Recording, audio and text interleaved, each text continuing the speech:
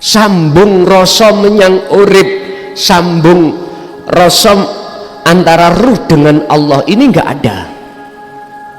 Sehingga apa yang terjadi? Pengakuan kita sebagai makhluk yang melakukan, dan ini tambah jauh datang Allah, tambah jauh kita dari Allah. Mohon maaf, iblis itu nggak pernah takut kepada ahli ibadah. Apabila ahli ibadah itu dalam hatinya ada muncul sifat takabur. Mana sifat takaburnya? Contoh saya sholat pagi sampai malam, sampai pagi, tapi dalam hatiku merasa saya lebih baik daripada si A. Itu berarti saya takabur.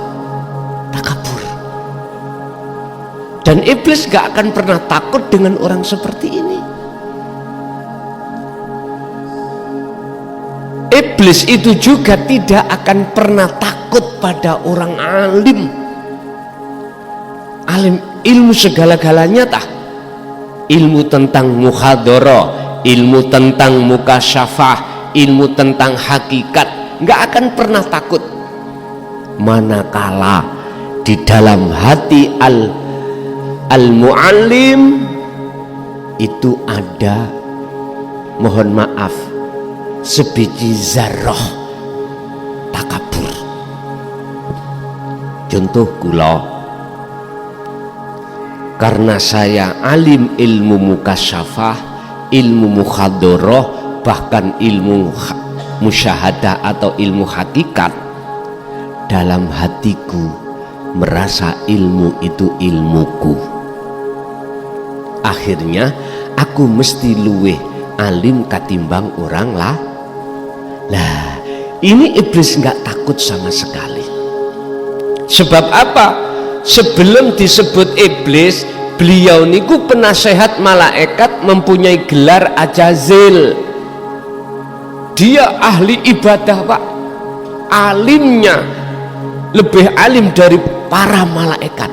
Berarti Ajazil itu yo pernah ngalim, pernah ibadah sudah tidak bisa dihitung. Berhubung ketika saat Allah bertanya, hei Ajazil, apa yang menjadikan kau terhalang ketika saya memerintahkan seluruh malaikat, wa idh qala lil malaikati isjudu li adama fasajadu illa iblis. Sebab apa kamu kok yo tidak mau sujud atas dasar perintahku terhadap Adam? Jawabannya sederhana, Pak. Ya Rob, ya Tuhanku, luwih apik kula katimbang Adam. Sebab kula khalaqtani min nar wa khalaqtahu min tin. Jenengan saya jadikan jenengan menjadikan saya dari api, sementara Adam dari tanah liat. Lebih baik saya, bagaimana mungkin saya akan sujud pada Adam? Aba wastakbar wa kana minal kafirin. Dan inilah persoalannya yang menjadikan iblis iku, Azazil iku diganti nama iblis, diusir Allah dari surga ke dunia. Pak, mohon maaf, orang yang paling ditakuti oleh iblis adalah, sampai buka di dalam surat Al-Hijr ayat 40, illa ibadaka minhumul mukhlasin, kecuali satu ya Rabb yang aku takuti terhadap hambamu, yang saya tidak bisa menggelincirkan hambamu. Padahal mulai Nabi Adam, anak putus semuanya digelincirkan Allah, kecuali satu, minhum, iku setengah saking ibad, beberapa hamba, al-mukhlasinya, utawi golongan orang yang dipilih oleh Allah. Siapa golongan yang dipilih oleh Allah? Alladzina yastami'unal qaula fayattabi'una ahsanahu. Az-Zumar 18.